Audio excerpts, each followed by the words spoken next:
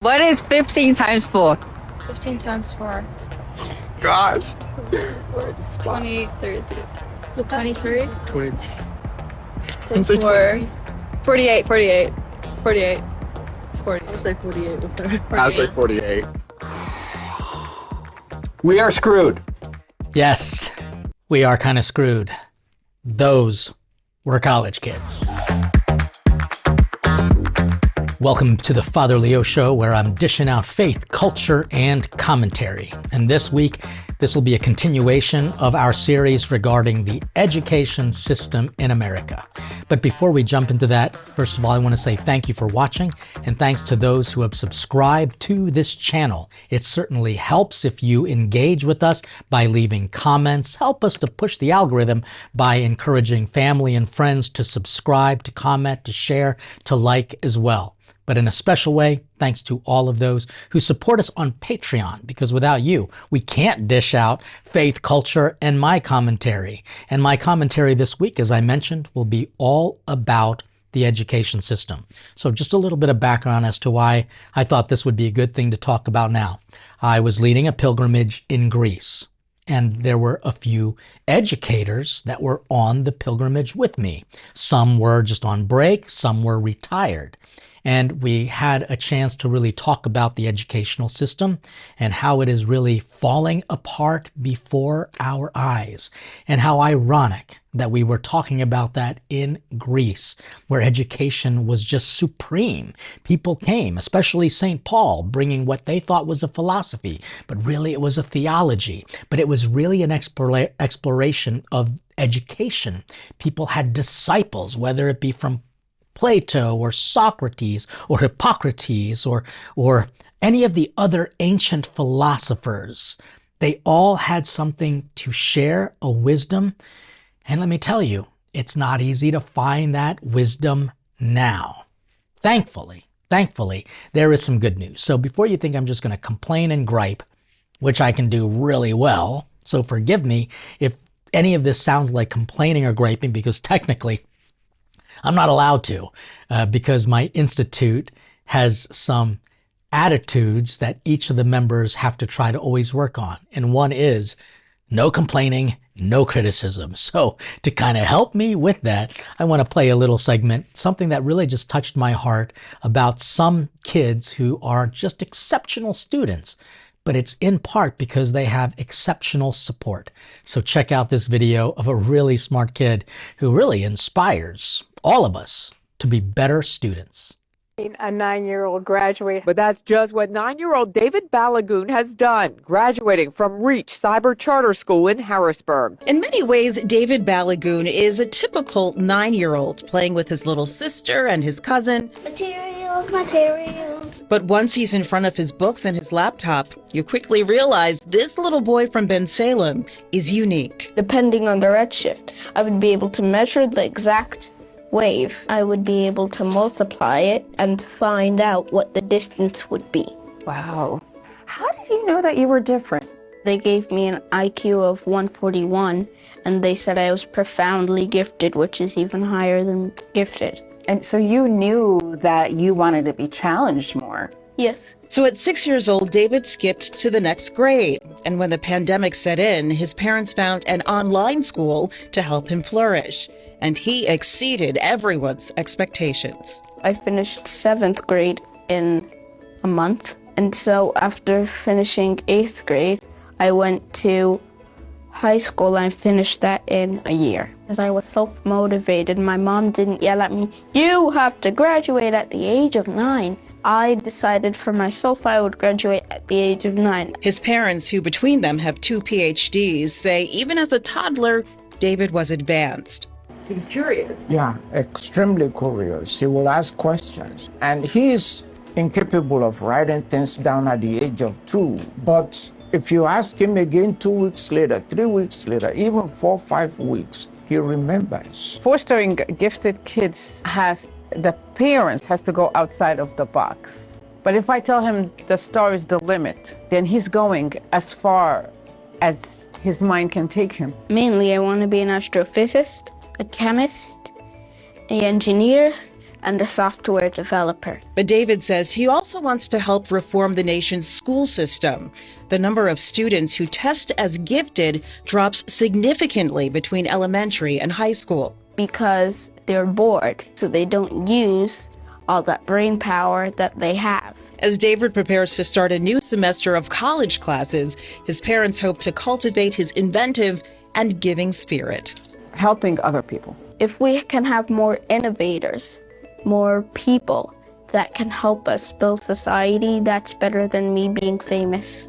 That is absolutely amazing. Now, granted, he's a gifted kid. Not everyone is going to be that. But he said some things that I think are incredibly important. And he said that a lot of times kids are bored.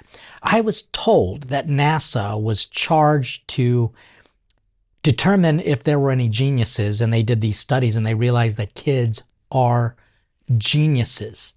But their genius levels, like 80% of the kids are geniuses. I can't remember what the actual statistic are because I'm not one. But I know that there were a high number of geniuses, according to these researchers. But as they got older, there were less geniuses, to the point where they got past high school, there were no geniuses. I know, and this is my kind of comment when it comes to faith. My comments on faith regarding education is that God didn't make dumb people. No one is dumb. No one is dumb. But why do we have so many people who just, even if they are educated, they can't put logical thought together? They are, in a sense, dumb, for lack of a better term. I think it might be because of the educational system, and this young man kind of talked about it. People are bored. The way that they're approaching education, it might not be the best method. And so this whole one kind of curriculum at a public school education and everyone has to learn the exact same thing, I think that has some deleterious effects on the way people think. Not everyone is going to be a genius. Not everyone is going to have that high of an IQ score. But that kid said, I think when people are bored, they're no longer challenged, and then their brain just doesn't want to absorb even the little things that are being taught to them. There is, in a way, a lot of rebellion. And so I think when it comes to education and faith, let's make sure we understand something. God didn't make anyone stupid. God doesn't make dumb people. We are all made in God's image and likeness, and therefore we have a rational soul. We have the capacity to know things. And again, even though someone might, believe it or not, I'm bad at math. I'm really not good at math, but I'm good in other things. I had to apply myself harder in math, and yes, there were some disciplinary things. And to be honest with you, some of the things that I learned, I cannot remember in the least. But I excel in other things because I think that I was surrounded by a culture and environment, and yes, a pretty good educational background, a school system. It was a private school system. I guess I'm privileged in that way, where we were able to kind of grow and develop in ways that would tap into the inner gifts that God has given to me, as God has given to this young kid. So my commentary about education and faith, remember, God doesn't make stupid people. If we are acting stupid or acting uneducated or acting dumb, it's not God's fault. It might be our environment. And that's where I want to jump to now with a commentary about culture and education. So I'm going to start off by saying that if I sound like I'm complaining about the education system, I'm not just spouting out my opinion. Check out what this teacher has to say about the public school education. I am a first-year high school English teacher. This is definitely going to be my first and last year teaching. I was made very quickly aware of the fact that this is not the profession for me. It is absolutely astonishing and scary how your kids are 14, 15 years old and still do not have the proper reading skills. And I'm not talking about the ESC kids, the 504s, the IEP kids. I'm talking about your everyday regular Joe Schmo from Kokomo kid who does not know how to read and write at the level that they should. And the problem is that they don't care to learn how to do those things correctly. I can't teach the class because your kid wants to be a disruption, because your kid wants to be on their phone, because your kid does not give a flying about their education. The problem really, yes, the problem is your kid. The problem is also you as a parent, but the problem is also the administration who continuously makes these stupid excuses for these kids' bad behavior. Why in the world are you still talking about COVID? Every time these kids act up, it's always, well, they spent 2 years in COVID. So did everybody else. That was 2 years ago. At what point are we going to stop blaming COVID for these kids' bad behavior? At what point are we going to stop making these excuses for these kids? They are the problem. When you are stopping your teacher from being able to teach the entire class because you don't want to follow directions, that is a you problem. And the thing is, the teacher will always get blamed. Every single time. It's always the teacher's fault. The teacher can't manage their classroom well.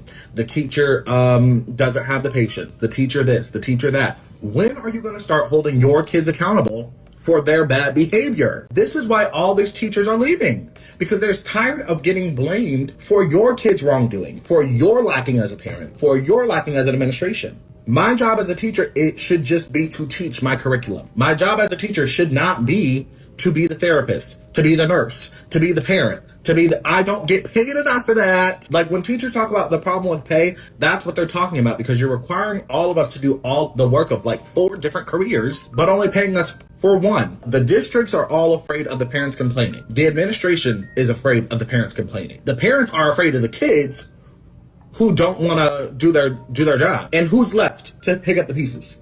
The educators, the teachers. Because if these kids fail, y'all are going to make it seem like, well, the teacher wasn't doing their job. It's the teacher's fault. No, it's your kid who came to my class, sat there, twiddled on his phone. She wanted to sit here and talk to this girl, do everything but what they're supposed to be asked. And I cannot get them to do their work because they don't care. And they know you're going to make excuses for them.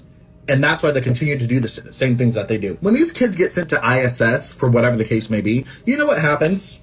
Nothing. They just sit there on their phone or sit there on their laptop and do nothing. It's essentially free time for them. What are they learning from that? Sure, they might miss out on an assignment, but then hearing their parents come talking about what can my child do to make up their grades. How about stop getting suspended? How about when I'm teaching a lesson, close your mouth? How about when I tell you to do something, instead of rolling your eyes and having a nasty attitude about it, you just do it. Put the discipline back into the schools. I'm not saying bring back the paddle. Bring back the actual disciplinary actions, because these kids are not learning a thing. Wow, you heard it straight from a teacher's mouth. It's sad because this young man seemed to actually care. But if you noticed, it's going to be his first and his last year of teaching. And the ultimate reason is because nobody seems to care. From the student in the seats to the teachers, to the administration that kind of just pushing people along. And obviously they're not getting anything at home. So culturally speaking, where are we educationally? And I know that this might be a particular school system, and it certainly looks like a public school system. And I find that there are, depending on the counties, that there are some good public school systems, but they're teaching a lot of woke, indoctrinated DEI stuff that really is dumbing people down. And there's no critical thinking. There's very little philosophy. If it is, it's all modern Nietzsche nonsense-ish philosophy. Not that Nietzsche's nonsense, but you got to base that off a tradition and like historical, more kind of more ancient philosophies before you can just jump into modern philosophies. But what we're getting right now is just people kind of spouting out opinions and calling it education. It's just like the news right now. The news is 24 hours op-ed, and there's maybe a few minutes of those 24 hours where they're actually talking about something factual. This guy wanted to teach, I don't know what he was teaching, but he said the kids can't even read.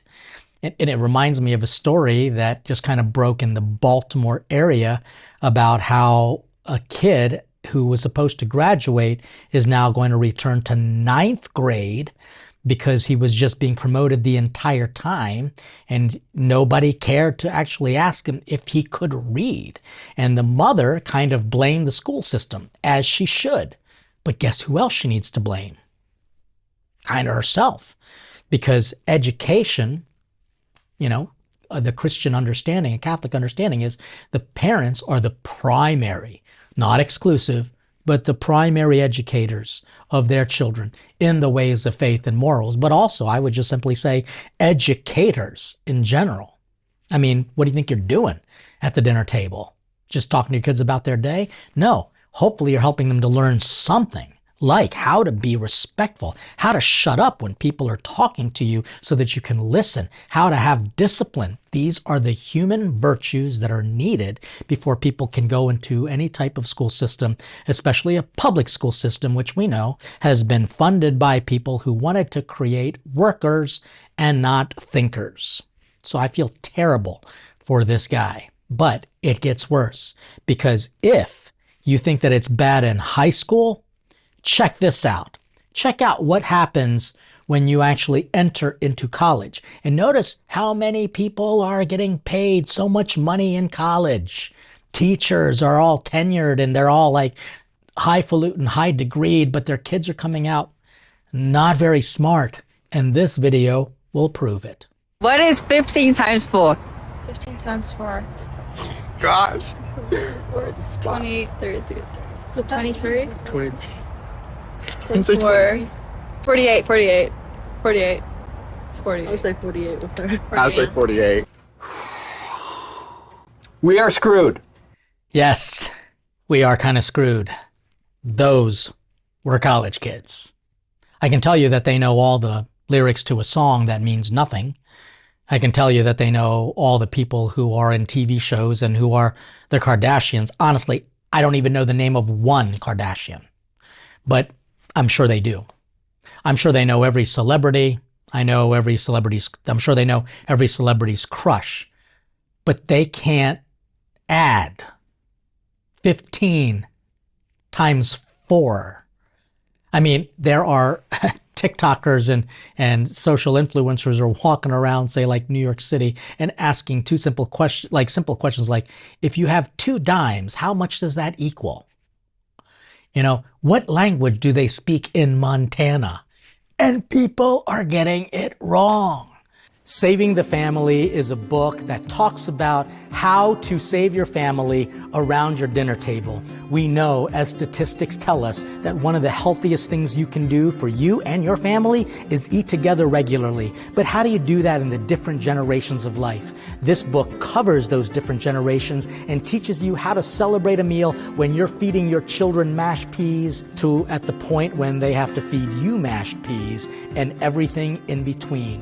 It's a book that deals with the problems of different ages and age groups, different cultural experiences, but more importantly, different stages of family life. This book can help you, not just with incredibly delicious recipe tested by parents and chefs, but more importantly, the message that is behind it, because it talks about how families change. But one of the best ways to experience the change in the family is when you, with different generations, all come together around the dinner table and eat some traditional family favorites. But I think this book is going to even give you some new ones to come. So stay hungry and make sure that when you feed your family, you're also saving the family.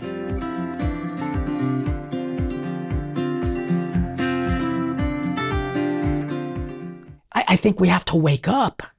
Our culture in America has made people absolutely dumb, as well as overly sensitive. And I think a lot of that can be blamed by the degradation of the human family, of the family. And clearly, when the family goes, so does society goes. So I don't want to make you get angry of the fact that kids are just graduating, paying high debt, and really can't do anything, and only kind of like the elite kids can actually get a productive job. I think what we need to do is really take a good look at our education system, which is why I want to now jump into my commentary on the education system. So my commentary on the education system is really all about what are the alternatives? What can we do to help our kids to kind of grow and develop. And that's why I want you to just check out this little video. They don't want us to learn about money because they just want to pump out good employees that do what they're told. I mean, if you look at school, it's opposite of what it takes to be successful in real life. Don't make a mistake. Do as you're told. Take tests by yourself. Don't cooperate. Do it by yourself. Do it on your own. And the last thing was, there's only one right answer. No, there's tons of answers to a problem. So you come out of school scared to death of making a mistake. You do everything on your own. You don't cooperate. There's no synergy. There's no brainstorming. And there's only one right answer. Everybody wants to get the right answer. There's no one right answer. So I think people come out of school paralyzed. I think the school system is criminal in that it kills a child's spirit of learning. You know, a child goes into school all excited about, yeah, I'm going to learn and it's going to be great. And then the teacher says, sit down and shut up. Don't talk. We don't care what you're interested in. Yeah, we're going to talk a little bit about homeschooling, and I hope to even create a whole nother episode about the homeschooling situation and how it has just improved in leaps and bounds and is probably saving your kids because they are actually learning something very valuable. Now, I kind of disagree with the premise of the speaker there where they said, you know, there might not be there's not always just one right answer. There could be many answers. Well, when it comes to math, there's always going to have to be one right answer. Okay, 2 plus 2 does not equal 5 according to the DEI structures of today. It equals 4. 2 plus 2 will always equal 4. And to say that does not make me a racist. All right, it just means that I know enough math to know that there is a right and is a wrong. But what this person is talking about is being able to give children a chance to kind of explore their understanding of things, to be able to let them articulate, to let them be kids, you know, I mean, just let kids be kids. But unfortunately today we're asking them to be experts in gender theory. We're asking them to be experts in politics. My God, they don't even know the basic colors yet. So here's what I'd like to do. I'd like to, as my commentary, just give, first of all, parents a heartfelt encouragement. You are the primary educators of your children.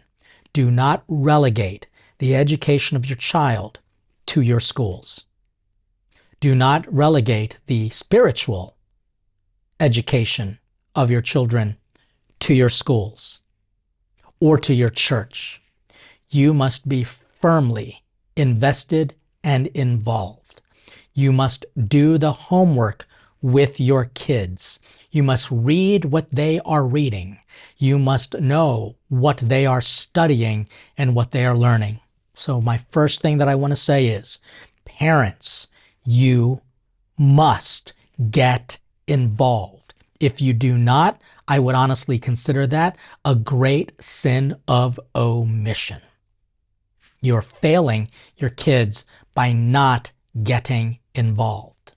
Secondly, as you would get involved in your children's education system, in your kids' education, you must also get involved in your kids' educational system.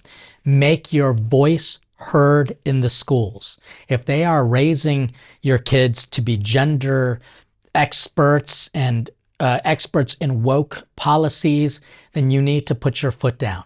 You need to step in there, pull your kids out, send them to another school district, do what you need to do to let them know, I do not approve of what you are teaching my kids. Make sure you know what's in their libraries. Make sure you know what teachers are making your kids feel uncomfortable. You know, I mean, find out if your teacher requires your kids to address that teacher in a gender other than the one that is obvious. You know, or a Z, zer, them, this, that, I don't even know. You've got to get involved in your educational system. The third thing that I want to strongly encourage parents to do is pray as if everything depended on God. Pray for your kids. There was a Christian who talked about how, again, all of this is on TikTok. I wish I could tell you exactly where it is, but I don't sit there just watching TikTok videos all day. Generally when I'm in a hotel, in an airport, all right? Or like if I'm at a hotel and I'm just kind of scrolling, yeah, I might kind of flip through some things.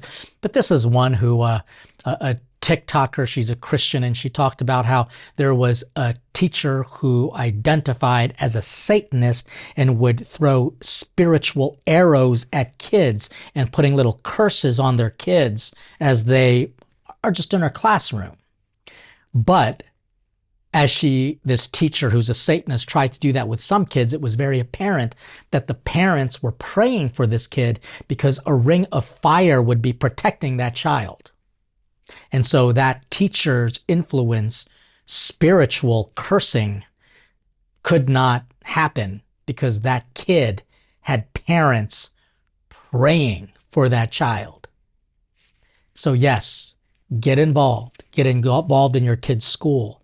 Pray for your kids. And then fourth, let your kids be kids. Please stop giving them video games. Send them outside. We all know that video games and sitting in front of a screen, and I'm embarrassed that you're actually watching me in front of a screen right now. Hopefully I am not doing negative things for you. The screen might. So even limit watching the Father Leo show. But you just got to limit it for your kids. You got to make sure that they get out there, that they learn how to run and play and get in touch with nature, get in touch with sunlight. Our kids are just looking jaundiced and weak. I mean, remember, there was a time when we drank out of hoses, for God's sakes. There were times when as soon as the morning was out, we would be out all day and we wouldn't have to come home until when? Until the street lights came on. And guess what we were doing? We were being kids. Now, this was in the summertime. School days, not so much. We were doing homework, a little playtime, and then back to homework, chores, dinner, more homework than sleep kind of thing. But just think about what it means to be a kid again. I think we need to help them to regain what that means.